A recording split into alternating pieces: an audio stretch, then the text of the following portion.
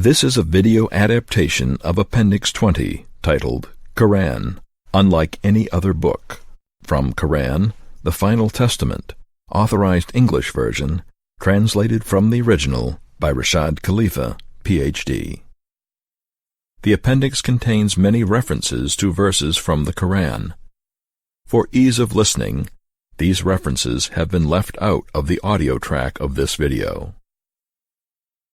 Quran, unlike any other book.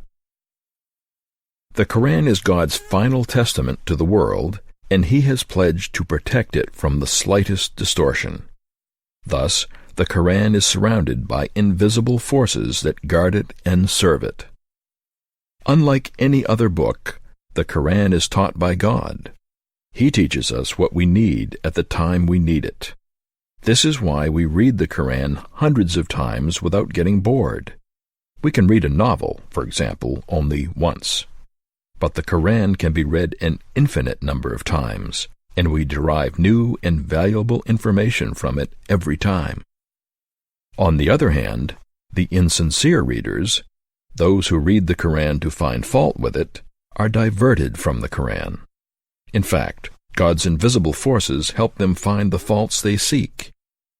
Since the Quran is perfect, such faults serve only to reveal the stupidity of God's enemies.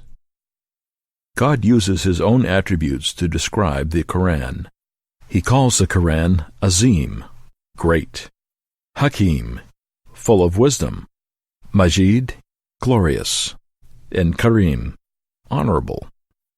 What can we say?